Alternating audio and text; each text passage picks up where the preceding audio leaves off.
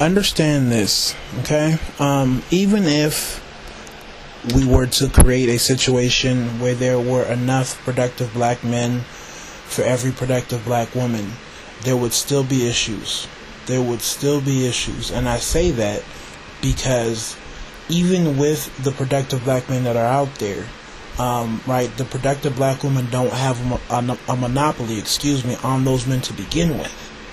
So you don't have a rap on the ones that are around.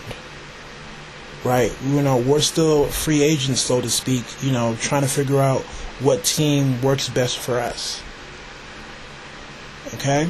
And I say that because you guys still don't understand how we think. Okay? Whenever we try to share how we think, we are not trying to say we are right, you are wrong. We're putting our thoughts and viewpoints out there because it's based off of our own experiences. I can't tell you that what you saw was wrong. Right? It's your viewpoint. It's your opinion. An opinion can't be right or wrong. It's based off of what you went through. Okay? So, as a black woman, obviously you guys share your experiences. Right? I'm not going to spend time, talking too much about how you're right and you're wrong. All I have to do is take what you told me, go back home and process it and figure out how I'm going to move on with you. Right, based off of what you've been through in your own life. But you guys don't do that on our end of the stick. Okay, when we share our viewpoints and experiences, the first thing you guys want to do is say whether we're right or we're wrong. Right, even on my own personal relationships with black women who are my friends, when they share their viewpoints, I dare not say you're right or you're wrong because they're going to say you don't know what I see. But if I talk about what I see and what I go through, what happens? You get the whole, you're right, you're wrong, you don't know what you're talking about, and they don't get the whole point. You're not going to change how I feel and what I've seen. All you can do is listen to my point of view as a productive black man, go home with that, process it, then come back at me. Okay? If you're going to continue to be involved with me, you're going to have to take my, viewpoints into consideration. Or if you feel like you can't, you're going to move on. But at least you have clear information on where I am coming from. See, the problem is you don't have clear information on where productive black men are coming from. There is nobody out there that speaks for us. There's nobody out there that we can endorse and say, yo, that brother represents us, so listen to that cat. We don't have that. Unless you talk to us directly, to me, it doesn't matter. It's like that conversation never happened. Right? People make money. People are making millions off of putting some derogatory image of black men out there. And you guys accept that, but you're not getting the whole story. Honestly, if black women feel like black men are scum, we're dogs, we're players, all that other good stuff, that doesn't bother me. Really, it doesn't. But what bothers me is how you're making these decisions and therefore life choices based off of information that's not complete. That's what gets me. At least get the full story before you make your final decision. I'll live with it. It's part of life. You have your own free will. You can choose to do whatever you want to do.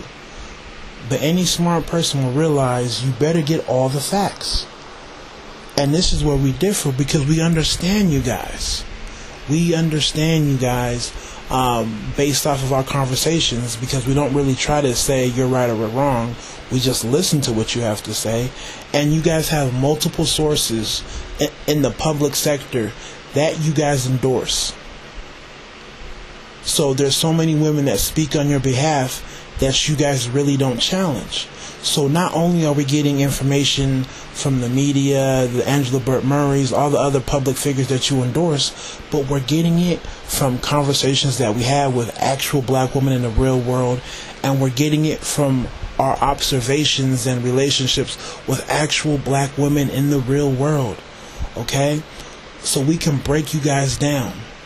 We can actually make a book about all the different categories and the subcategories of black women based off of age, weight, hair, level of education, where she grew up, was her father there, was her mother not there, how many brothers does she have. We can break you guys down to a T. So if you come at me and say, yo, I'm an educated black woman from the suburbs, I have a set of problems that pertain directly to you. You can come at me and say, yo, I'm an inner city chick and I'm 19 years old. I have a direct set of issues related to you and your life on a personal level. But if I asked you, what's your issue, let's say, with younger black men from the inner city, and what's your issue from younger black men from the suburbs, I'm going to get the same generic response. Because you don't have the details on the varied backgrounds of black men. Alright?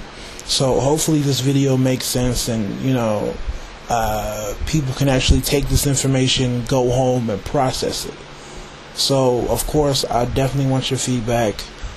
Give me your thoughts, your comments, your PMs, your video responses, whatever you feel that you need to do.